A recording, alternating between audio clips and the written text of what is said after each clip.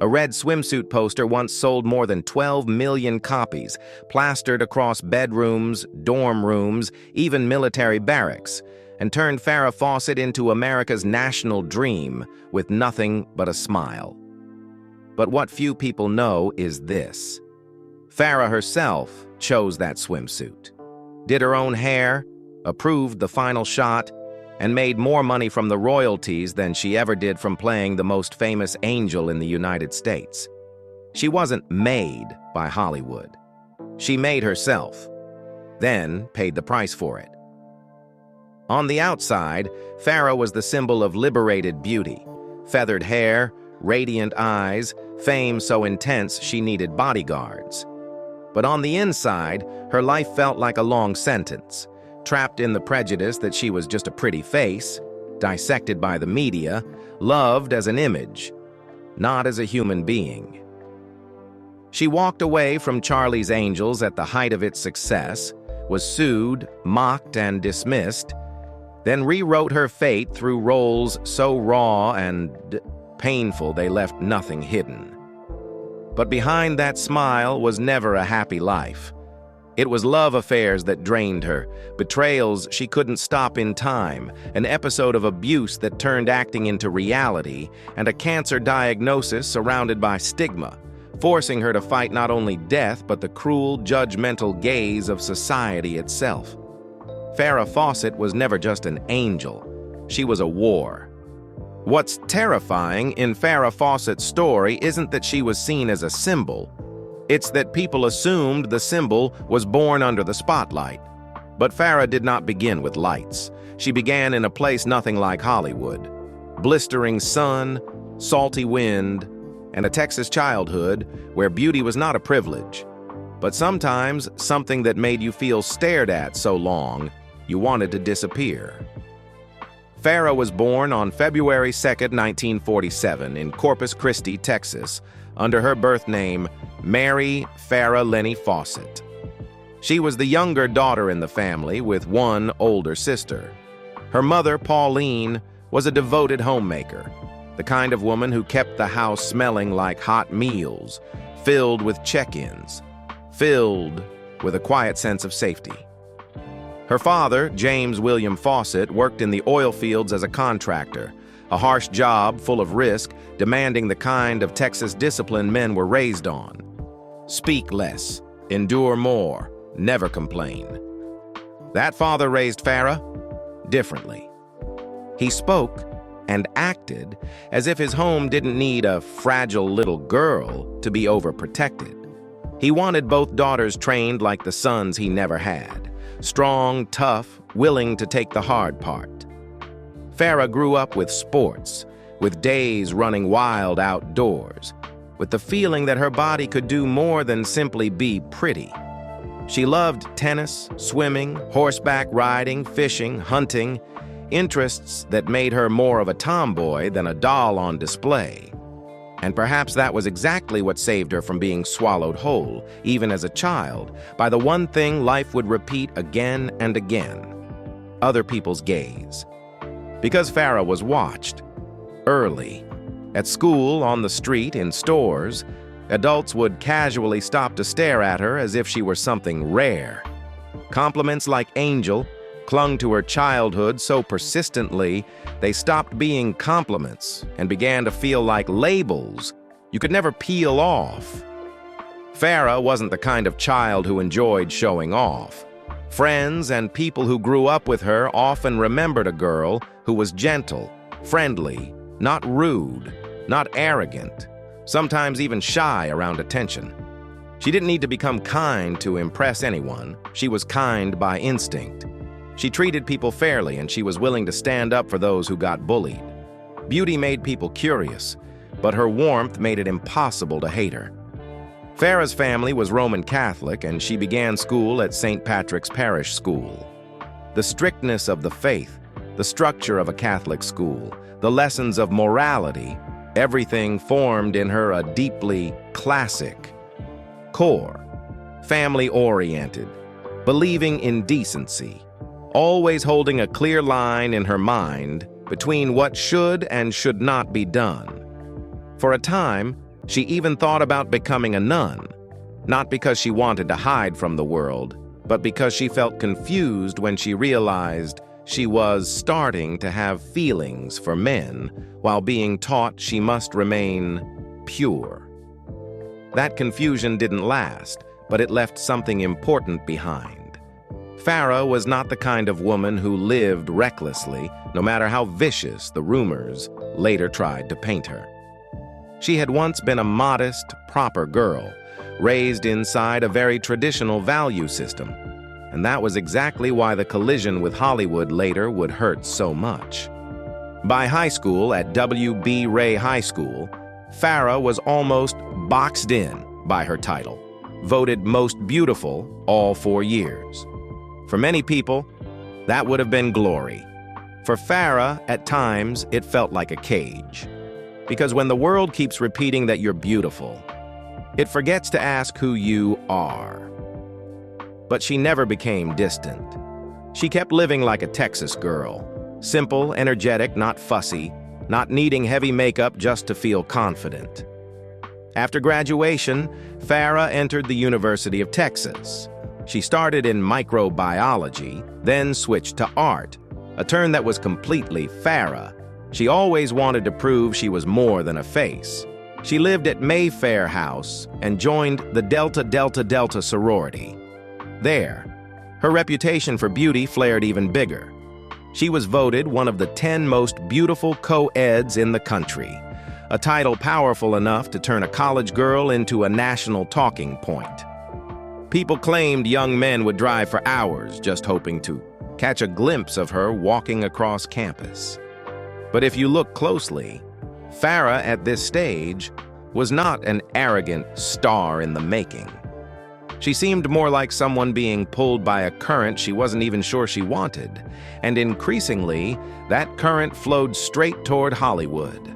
Photos from campus beauty contests began circulating.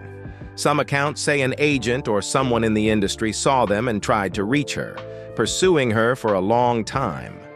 At first, Farrah didn't rush to leave Texas. She was attached to her family, attached to the feeling of being herself, in a place where no one turned her into a commodity. But eventually, around age 21, with her parents' support, she made the decision she would spend her whole life being forced to explain. She left college, packed up, and drove toward Los Angeles, not to become anyone else's dream, but to find out just how far she could go. In 1968, Farrah arrived in Los Angeles. No fireworks, no red carpet. She started at the Hollywood Studio Club, a residence for young women trying to find an opening in the business. And from that moment on, Farrah's real war began. The war to escape Hollywood's first glance at her, the assumption that she was only beautiful hair, a beautiful smile, and didn't need to be anything more. Los Angeles in 1968 did not open its doors like a dream.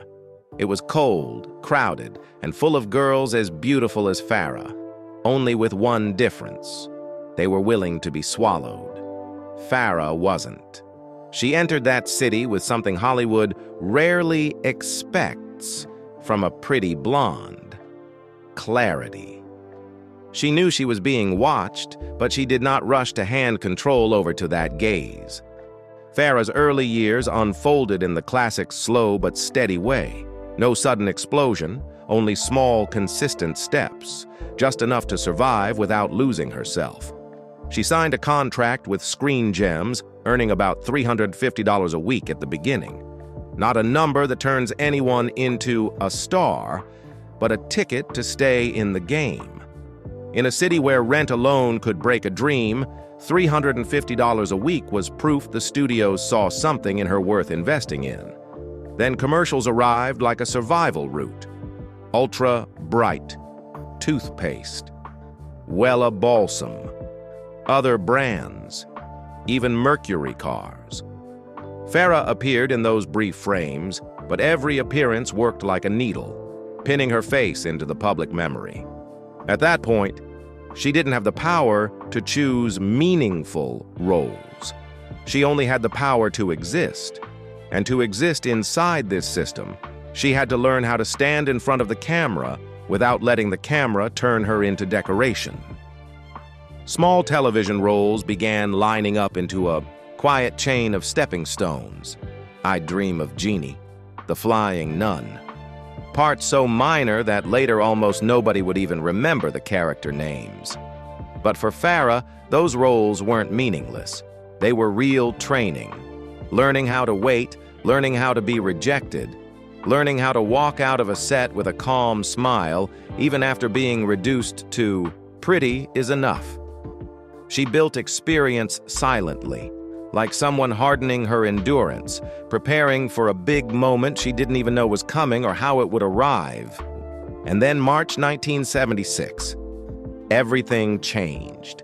Aaron Spelling saw in Farrah something both camera-perfect and dangerous, beauty with energy, speed, and light. He chose her for a project about 3 female detectives working for a mysterious boss, Charlie's Angels. At first, it was only a pilot TV movie, but the ratings were so high that ABC barely needed time to think. They pushed it straight into a series. That fall, Farrah entered America's screens as Jill Monroe, the athletic blonde angel whose smile could light the entire frame like someone had flipped a switch. That smile wasn't just cute, it had force. It made viewers believe she could run, fight, seduce, and still remain effortlessly innocent, like the girl next door. But right then, the trap snapped shut.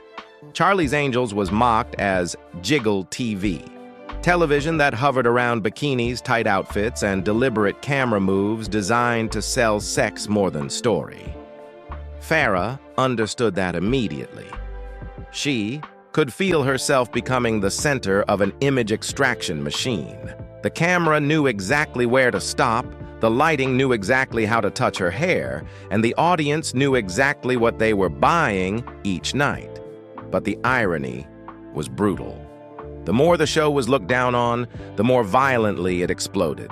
Not just as a hit series, but as a cultural fever. From that point on, America didn't just watch Farrah. America began copying Farrah.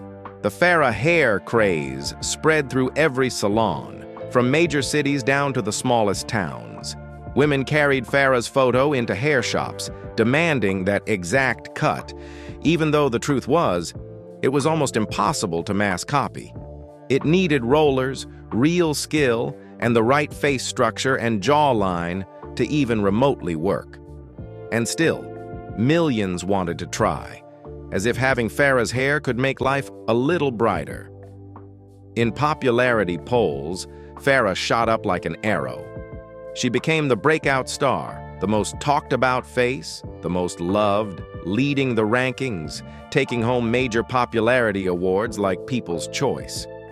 But at the same time, a quiet exhaustion began forming underneath.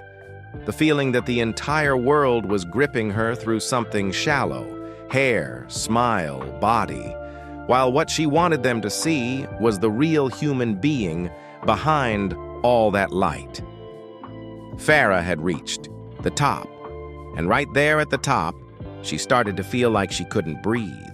But if Charlie's Angels turned Farrah into the face of America, then what truly turned her into a mass culture legend came from a decision chilling in its precision. She personally directed her own image and turned it into an empire. In late 1976, when Pro Arts approached her about a pinup poster, Farrah did not enter the deal like a hired model. She entered it like an owner. She agreed, but set her terms immediately. The shoot would take place at her home, not in a studio. The red swimsuit was not chosen by a stylist. She pulled it from her own closet. There was no team there to shape her into an industrial template. She did her own hair, did her own makeup, trusted instinct more than the people whose job was to turn women into products. The camera clicked non-stop. Hundreds of frames were produced, like a minefield of choices. Pick the wrong one, and she becomes cheap pinup material. Pick the right one, and she becomes an icon. And Farrah did what Hollywood rarely expects a sex symbol to do. She studied every contact sheet with a magnifying glass. No polite smiling, no leaning on anyone else's opinion. She searched for the exact moment, one that looked accidental and natural, yet carried an irresistible gravitational pull. She chose the photo where her body is slightly turned, her head swings back to stare straight into the lens, her smile bursting out as if from a real, spontaneous second of joy. The fabric of that red suit was thin enough for a faint outline of her nipples to show, creating a strange contradiction. Innocent, yet undeniably erotic. Pro-arts panicked. They feared it was too revealing. They feared backlash. But Farrah did not move. She understood something ruthless about popular culture. People don't remember what is safe. Her instinct won completely. In March 1977, that poster sold 5 million copies. By the end of the year, it reached 12 million, becoming the best-selling poster of its time. And the real turning point is here. Farrah made more money from poster royalties than she made as an actress in the hottest series in America. While people still assumed she was just the girl with the great hair, she proved she could read the market faster than the television power brokers who ran it. That wasn't just a photo. It was ownership of image, and she held it like a weapon. But in that same moment, the invisible prison began to close. The poster made her immortal, and at the same time, nailed her into one form of existence. A symbol to look at, rather than an actress to listen to. And Farrah could feel that cage tightening, even as the entire country cheered. That is why 1977 became the real shock. Not because she was famous, but because she refused the kind of fame Hollywood wanted to hand her. Even as the most famous woman on television, she felt no peace. Every week, Jill Monroe had to wear a new disguise. Undercover as a cheerleader, a beauty contestant, then beach volleyball. Thin scripts, camera angles obsessed with her body, and the suffocating sense of being packaged into the same repeatable image product.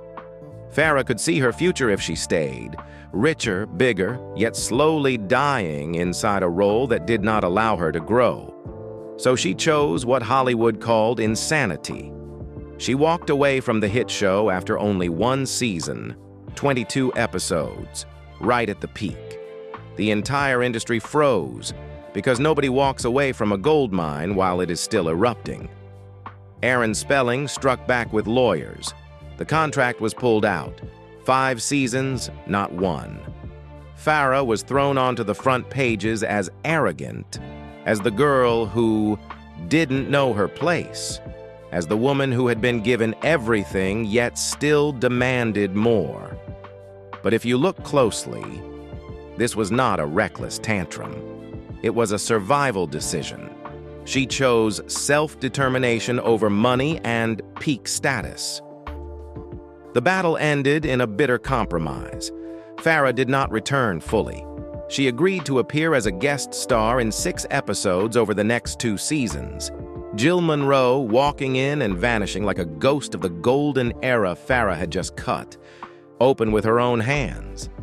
And in the space she created, Farrah placed the entire weight of her life on one question. Without Charlie's Angels, without the red poster, who would she be? And the cost of that freedom arrived faster than Farrah expected.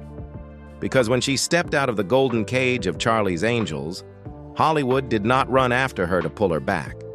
Hollywood stepped aside and waited for her to fall. The years 1978 to 1980 were the coldest stretch. No longer the roaring applause of weekly television, only blunt collisions with box office reality. Somebody Killed Her Husband, 1978, hit theaters like a challenge. Farrah wanted to prove she wasn't a pretty-haired doll who only knew how to smile. But the film failed. Sank so fast, people barely had time to remember it existed. Sunburn, 1979, became another miss, another breathless stumble that made her dream of escaping the pinup image feel increasingly lost. Then, Saturn III, 1980, arrived as a media trap, a project that sounded big and bold, yet ended up leaving only exhaustion and icy criticism behind. What was frightening at this stage wasn't the flops, it was the industry's attitude. People looked at Farrah the way they look at a symbol that has stepped off the display shelf. She'll slide downhill soon enough. A familiar fallen starlet trajectory was already drawn up. A few failed projects, a few awkward appearances, then disappearance into supporting roles used to fill programming schedules.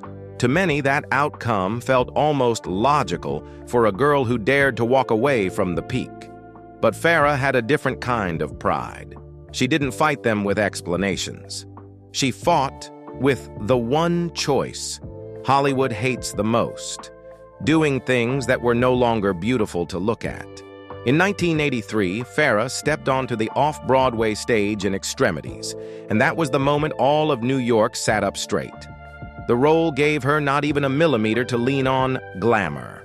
A woman assaulted, pushed to the edge of survival instinct, then striking back with pure fear and rage.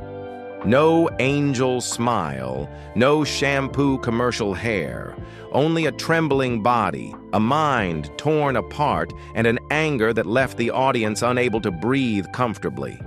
The theater world was skeptical at first. They looked at her like a poster that had wandered into serious drama. But on opening night, that attitude began to shift. Farrah didn't beg for respect. She forced it through the weight of her performance.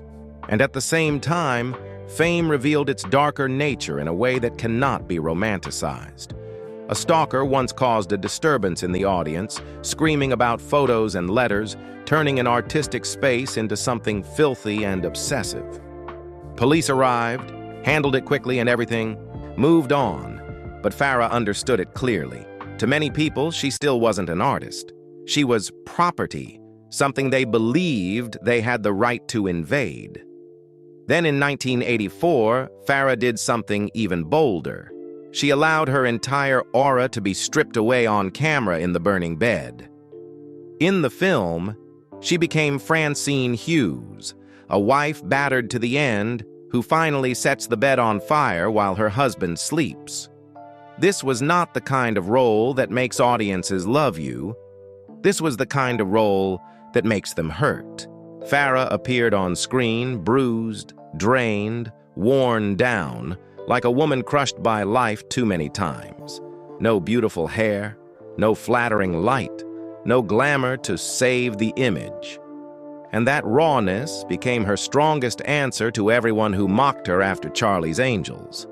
She was willing to look ugly, willing to be seen in damage, if it meant standing in the right place as a real actress. The film became a television earthquake, massive viewership, with a reported 36.2% share as cited in your source. And it became NBC's highest-rated TV movie at that time. But more importantly, Farrah earned an Emmy nomination, an exoneration she won with flesh and blood, not with any PR campaign. Only, to reach that victory, she had to walk straight through the very hell Hollywood always avoids, the territory where women are no longer symbols to desire, yet human beings people must finally listen to. The Emmy nomination from the burning bed didn't just open another door, it felt like a cold confirmation from Hollywood. Farrah Fawcett did not die after Charlie's Angels, and once she reclaimed the right to be seen as an actress, she kept going down the harder road. Roles the audience could not love by instinct, but had no choice except to face. When Extremities moved from stage to screen in 1986, Farrah carried with her the exact off-Broadway spirit. She did not ask for sympathy through beauty. She used psychological weight to drag viewers into the darkness of a woman pushed to pure survival instinct. Film gave her a wider space, but it was also more ruthless. Every expression was magnified. Every flaw could be nailed down forever. Farrah understood that. She played this game like someone who had already lost too much to fear losing her image. That choice reshaped her, from a cultural phenomenon into an actress capable of endurance, enduring the role, enduring the gaze, enduring the public's discomfort when they were no longer being served an easy-to-swallow image. Then, Small Sacrifices, 1989, arrived like a blade aimed straight at the last remaining prejudice. Farrah played Diane Downs, a mother who shot her own children and blamed a carjacker. This is the kind of character audiences enter with ready-made hatred. And Farrah had to do something nearly impossible: find the human part inside someone labeled a monster. Not to forgive her, but to prevent the character from being nothing more than a beautifully made-up devil. She had to go deep into emptiness, selfishness, self-infatuation, and a chilling everyday coldness, so that people would be terrified precisely because it felt real. The role earned her Golden Globe and Emmy nominations, and in Hollywood, that was another way of saying she had escaped the poster shadow, at least inside the rooms where casting decisions were made. Moving into the 1990s, Farrah did what many sex symbols never managed to do. She worked steadily like a character actress. She appeared continuously in TV movies and miniseries, often in stories about complicated women pressured, judged, misguided, or pushing themselves into tragedy. It was not the loud kind of career, not the red carpet kind of glory, but it was durable and weighty. Farrah chose to become a storyteller through her face and body, rather than an image meant for other people to consume. But Farrah's greatest tragedy never truly disappeared. Even after she proved her ability, the world would not stop dragging her back to the same place, the poster. And so, between 1995 and 1997, she placed another bet, not to shock, but to reclaim control in a way only Farrah would. She turned her own body, the very thing everyone had always wanted to possess, into an artistic instrument. In 1995, Farrah created an art video for Playboy in which she painted using her own body. It was not an act of begging for the male gaze. On the contrary, it felt like a quiet declaration. If you insist on seeing me as a body, then I will decide what story that body tells. That same year, she shot a Playboy pictorial, December 1995, and continued with another spread in July 1997, sparking controversy, scrutiny, and every form of hypocritical moral interpretation. But the essential point was this. This time, Farrah was not being led. She chose it herself. And that alone was enough to make many people uncomfortable, because a woman who decides for herself is exactly what society loses control over. Then in 1997, the media finally got what it loved most, a moment they could use to pull Farrah down. Her appearance on David Letterman became the spark. Farrah spoke in a scattered way, answered loosely, and the public immediately suspected she was under the influence. She explained she was nervous, possibly sick with a cold, or even performing to promote a project. But by then, the explanation no longer mattered. Television flipped it into entertainment. The clip was replayed again and again as a national joke, as if more than a decade of serious work could be erased by a few offbeat minutes in front of a camera. And that was the cruelest truth in Farrah's life. She could save herself from career collapse. But she could never save herself from the trap of the image the world had decided to assign her since 1976. After the Letterman-type controversies, people began to see Farrah as an unpredictable woman. Stubborn one moment, rebellious the next, sometimes as if she were destroying herself. But if you trace every tremor back to its root, there is always an opening chapter shaped like a love story that once seemed safe. Lee Majors. Not the kind of romance that burns and makes you lose control, but the kind that looked like stability. Famous enough, solid enough, proper Hollywood enough for anyone watching to believe Farrah would be fine. When Farrah first arrived in Los Angeles in the late 1960s, she did not enter the city like someone hunting power. She still carried that unmistakable Texas quality, straightforward, high energy, slightly out of rhythm inside a Hollywood that manufactured beauty like an assembly line. Her commercial work, her scattered television appearances, felt like one long audition with no end. And in that very slow but steady chapter, Lee Majors appeared like a man who already belonged to the system. Calm, quiet, established, carrying the aura of an American television star, rugged, strong, reliable. Their attraction wasn't built on cheap flirtation. Lee was pulled in by Farrah's natural light, something radiant that made you feel she wasn't just beautiful, she was warm. And Farrah, in a city full of bargain promises, saw in Lee a rare kind of certainty.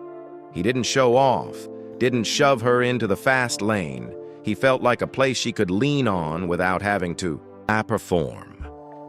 That love grew quietly while they ran on two different tracks. Lee was already television's dependable leading man.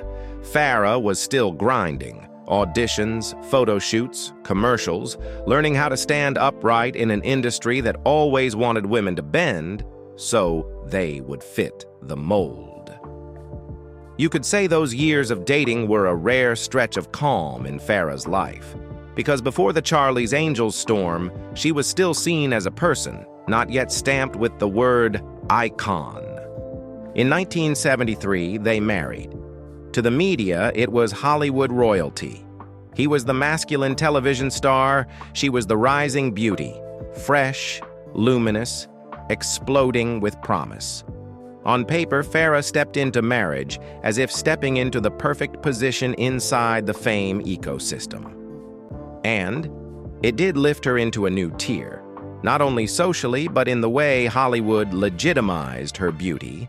Farrah Fawcett Majors, a name that sounded both feminine and heavyweight. But this was where the perfect standard started turning into a tight shirt. Articles of the era painted their marriage as a classic ideal. Farrah arranged her schedule to make it home on time, to prepare dinner, to live as the perfect wife beside a busy husband. On the outside, it looked like stability. On the inside, it was an unspoken negotiation.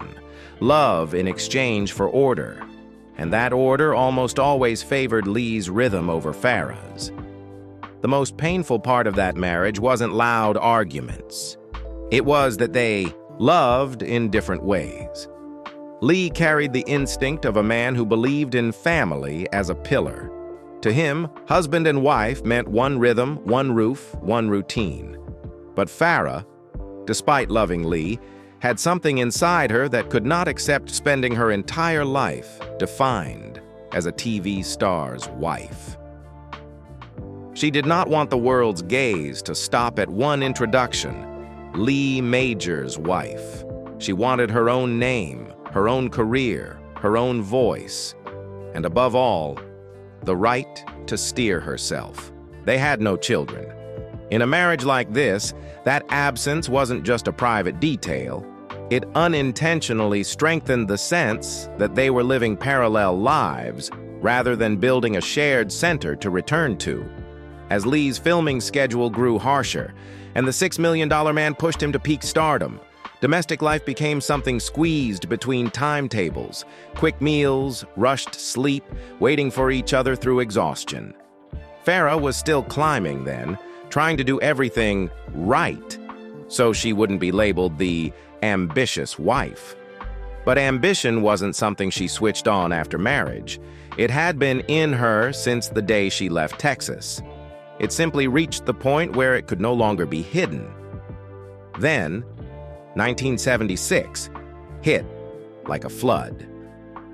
Charlie's Angels turned Farrah into a global symbol in such a short span that even she was swept away by it. From a woman trying to make it home in time to cook dinner, Farrah became a name ripped from private life and placed on the altar of mass culture. Her hair became a national craze. Her smile became a commodity. Her poster flooded the bedrooms of millions. Everything they once believed was family was now surrounded by flashes, shooting schedules, interviews, and a team of strangers permanently standing between husband and wife. The distance began with time and then turned into distance in the heart. Lee didn't hate Farrah's success. What hurt him was the feeling of losing the right to be close to her. He understood entertainment, understood fame. But because he understood, he also understood the most frightening part. Once someone is pulled into the fame cyclone, marriage becomes the first thing sacrificed, without betrayal, without drama, simply because there is no room left to breathe. Lee tried to hold on through ordinary things. Just a few evenings to eat together. Just adjusting schedules so they could still keep their rhythm as husband and wife. But Farrah, trapped inside the gaze of a world obsessed with her as the beautiful angel, reacted in the opposite direction. She feared being misunderstood as dependent on her husband, feared every career decision being reduced to because of Lee, feared the public continuing to interpret her success as Lee's shadow. Here, Farrah's romantic tragedy became painfully clear. She loved Lee, but the more she loved, the more she panicked, because she could feel herself being swallowed. She didn't want love to become a golden cage, and while she struggled for air, Lee felt like a man being left behind by the very woman he once protected and cherished. They didn't collapse through a dramatic breakup scene. They collapsed through a slow withdrawal. When people began seeing Farrah publicly with Ryan O'Neal, Lee's wound became a real cut, not only because there was a third person, but because he knew Ryan had once been friends, and because everything exploded in public, leaving him no way to preserve the dignity of a man being betrayed. Lee chose silence. Silence so complete people assumed he wasn't hurt. In truth, it was the silence of someone knocked down who refused to fall in front of the crowd. The divorce dragged on and wasn't finalized until 1982, but the marriage inside had cracked long before. From the moment Farrah understood that if she didn't take the wheel of her own life, the world would drive it for her. And from the moment Lee realized the wife he loved most had become a symbol he could no longer touch. If Lee Majors was the proper Hollywood kind of love, a home that looked stable, a man, reputable enough to serve as support, then the story with Ryan O'Neal was the complete opposite. No support, no order, no safety. It was like a fire that ignited on the still warm ashes of her old marriage, burning so beautifully it became intoxicating, and then scorching away every layer of peace Farrah had ever tried to preserve for herself.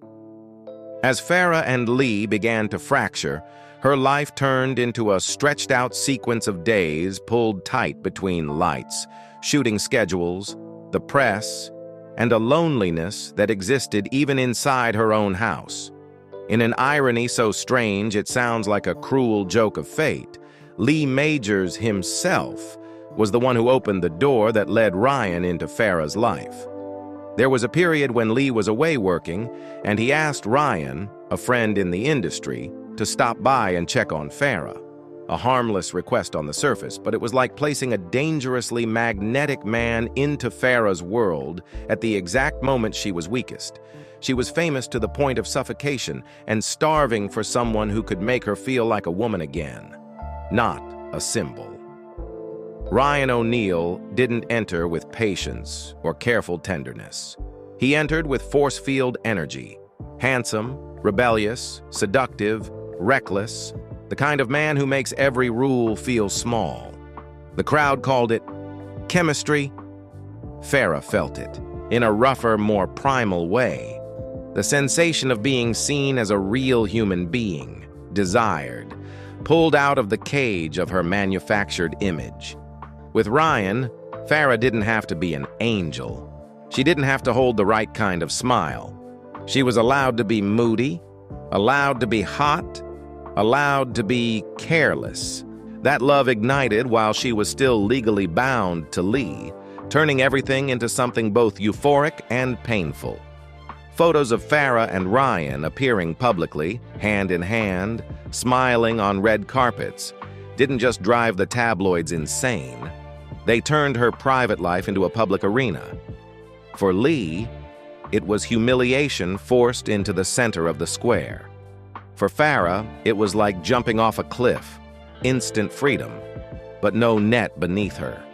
Ryan and Farrah quickly became Hollywood's new golden couple. Beautiful, famous, volatile. The media loved them precisely because they were never calm. Every public appearance carried the color of a hard wind, radiant, erotic, tense. People saw passion. What they didn't see was what always came with passion in Ryan: temperament. In the stories repeated over the years, Ryan was the kind of man who could be sweet enough to intoxicate you in one moment, then turn the atmosphere into hell over a single wrong-timed sentence. In 1985, Farrah gave birth to their son, Redmond James Fawcett O'Neal. The baby arrived like the most ordinary dream Farrah had long craved. A house filled with a child's voice, a reason to stop running after proof of herself. Family photos from that time look like a rescue painting. Farrah softer, Ryan softer. Redmond lying between them like a thread, tying them to a kind of peace they had never known before. But Farrah never had a marriage with Ryan in the traditional sense. Ryan didn't want to marry, didn't want to legalize love on paper.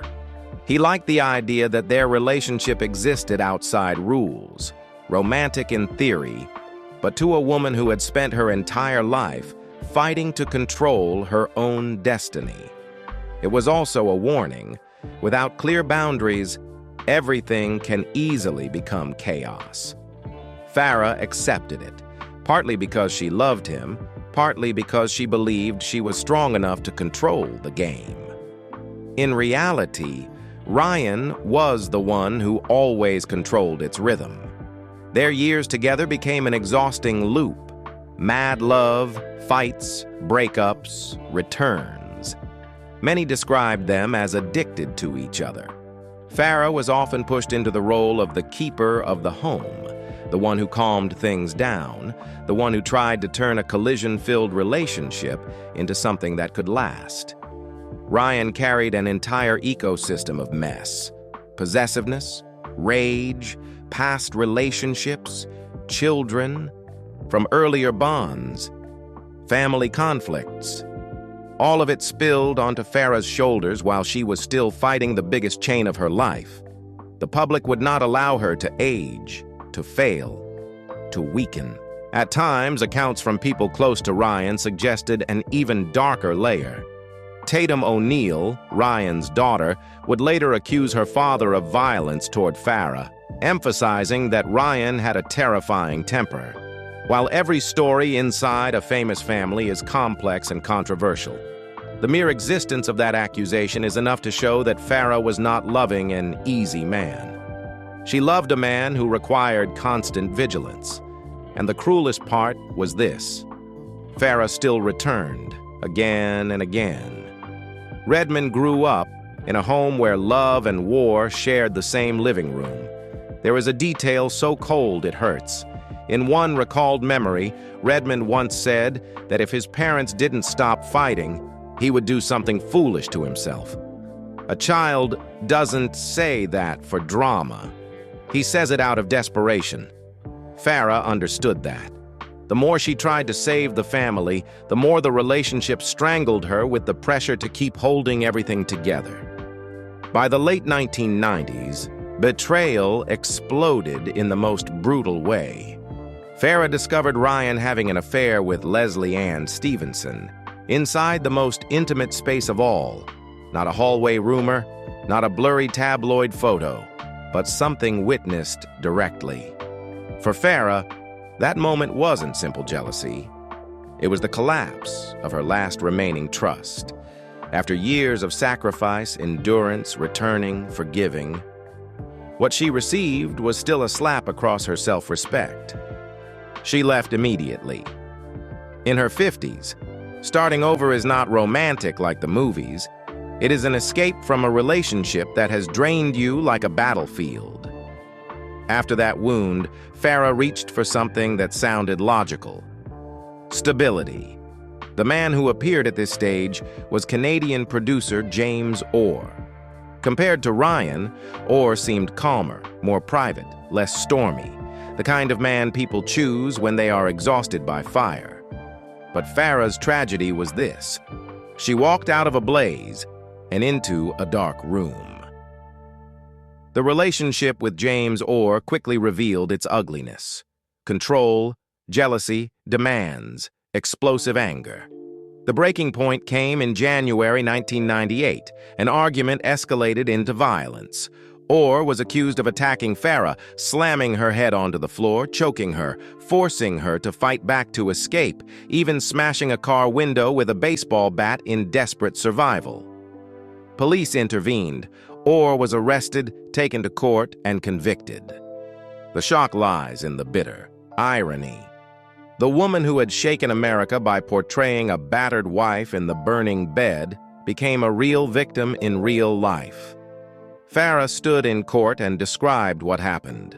She won in the legal sense, but psychologically it became a scar. Hollywood could mock her, stare at her, worship her as a poster. When she was beaten, the world treated it like another episode in her real-life series. And just when people thought Farrah had permanently cut herself away from Ryan, fate threw out a turn that left everyone helpless. In 2001, Ryan was diagnosed with leukemia. Farrah heard the news and came back to care for him. Not because she forgot the past, not because she was weak in the ordinary sense. It felt like a kind of emotional dependence carved into her over decades. That man, however cruel, was still a part of her life she couldn't remove as easily as taking off jewelry. She sat beside him through treatment, walked with him through fear, rebuilt the feeling of family. This return confused many people, but in Farrah it was consistent. She could cut off a role, leave a hit show, sue a studio, rebuild from scratch. But Ryan was the one thing that made her irrational. They grew older. The storm no longer screamed like youth, but the poison layer still remained. Love and pain were never separated. In 2006, when Farrah was diagnosed with cancer, a rare form burdened by stigma, her life entered another war, fighting her own body, fighting society's gaze, fighting rumors about the origin of the disease. Ryan stayed beside her as her primary caregiver. From the outside, it looked like the last man who stayed. Inside, it felt like a bitter final chapter of a love story that had never truly healed. When Farrah was at her weakest, Ryan was at his closest.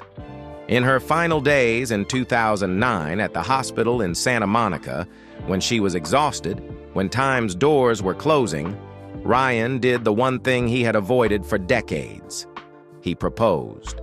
Farrah said yes, like an emotional period, a late acknowledgement that they had lived together in every form except the legal name. There was no wedding, no bridal dress, only a final ritual and final minutes.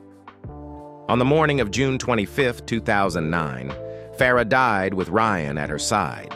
He spoke to the press with a sentence so short, it felt hollow. She was gone. And then another tangled layer surfaced. Greg Lott, her college boyfriend, claimed they had reunited in 1998 and remained involved until her death. Farrah left $100,000 to Greg Lott, while leaving no direct assets to Ryan under her living trust. Most of her estate, estimated around $4.5 million, went into a trust for Redmond, along with allocations for family and other legacies, such as her artworks. Farrah Fawcett's legacy does not lie in the fact that she was once America's sweetheart dream. Nor does it lie in the 12 million posters or a hairstyle that once made the entire country lose its mind. Those things are only the surface, a layer of light that is easy to remember, easy to hang on a wall, easy to turn into nostalgia. What Farrah truly left behind is a presence that is uncomfortable yet necessary in Hollywood's history. A woman whom an entire system tried to trap inside her beauty, yet who still fought to reclaim ownership of her own life story. She stepped out of the golden cage at the very top, not to prove anything to anyone, but to save herself from being used as an image. And then she shattered that prejudice through roles that no longer allowed people to look at her like a poster, the battered woman, the survivor, the one who carried wounds both on screen and in real life. On a deeper level, Farrah became a rare symbol of public courage in pain. She chose to be visible during the most merciless stage, when illness was eroding her body and society still lacked the understanding to behave with kindness. She turned her private war into a warning, a red flashing sign for diseases buried under shame and stigma. Many people learned about HPV and anal cancer through Farrah's story. Not through dry campaigns, but through a human being brave enough to let the entire world watch her grow weaker day by day. That legacy is also a truth about women in the entertainment industry. Beauty can lift someone up like an idol and also curse them for life. Farrah proved that a sex symbol can still be a serious artist, that someone who is desired still has the right to be respected, that a famous woman still has the right to suffer without being judged. Farrah Fawcett's story ends not in a halo, but in something stronger than glamour: humanity. She did not belong to a poster. She did not belong to the media. She did not belong to any man or any studio. She belonged to herself until the very last moments. If you see Farrah not just as a beauty icon, but as a life worth thinking about, leave a comment. What detail in her journey haunts you the most?